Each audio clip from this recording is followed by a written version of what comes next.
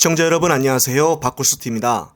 국민의힘 당대표 선거에서 떨어진 안철수 의원이 오늘 공개적으로 윤핵 대통령실과 각을 세운 모습을 보여주고 있어서 주목을 받고 있습니다.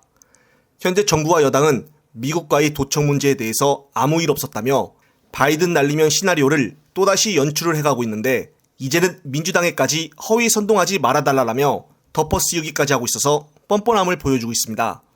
이런 마당에 국민의힘 안철수 의원의 태도가 눈에 띄는데 지금 국민의힘에서는 그 누구도 이번 도청 문제에 대해서 찍소리도 안 하고 조용히 지죽은 듯 있는데 이런 상황에서 반대로 당내에서 현역 의원들 중에 유일하게 안철수만이 정부의 입장과 각을 이루는 태도를 보이고 있어서 이것이 당과 현 정부에게도 영향이 있을 것으로 보여집니다.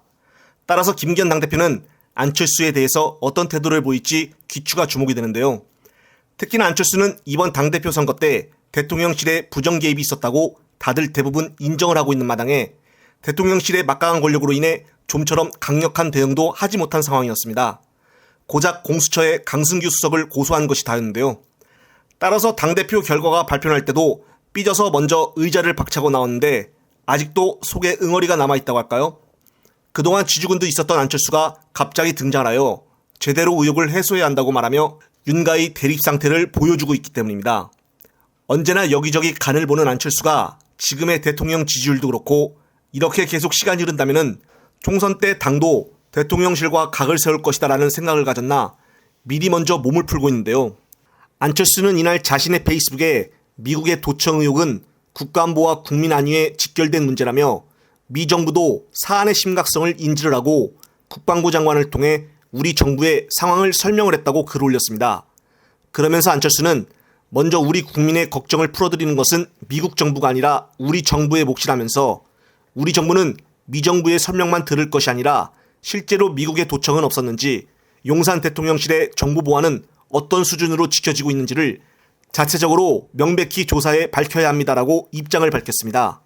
또한 한미동맹을 더욱 단단히 만들기 위해서도 의혹은 확실히 해소되어야 한다고 윤핵에 항의하듯 입장을 밝혔는데요. 그리고 동맹국 간에도 첩보 활동이 발생할 수 있다는 현실을 부인하기는 어렵지만 국가정보의 핵심부에 대한 도청이 만약 있었다면 양해할 수 있는 수준을 벗어난 것이다라며 안일한 대통령실에 대해 비판의 목소리를 높였습니다. 일단 오늘 안철수의 갑작스러운 발언은 놀라웠지만 발언만큼은 똑부러진 말이었는데요. 대통령실에서는 슬슬 안철수의 캐비넷을 꺼내들까요? 안철수의 이런 독자적인 표현에 정부와 여당 지도부는 당황할 것으로 보여집니다. 그동안 조용히 내년 총선 준비를 위해 성남의 모임들에 참석을 하며 지지자들에게 메시지를 보내고 있었던 안 의원이 오늘 갑자기 윤석열 대통령실의 도감청 의혹에 대해서 쓴소리를 하여 주목을 받았는데요. 내년 지역 공천을 무릅쓰고 이렇게 비판하는 모습을 보면은 총선을 일찌감치 포기한 것일까요?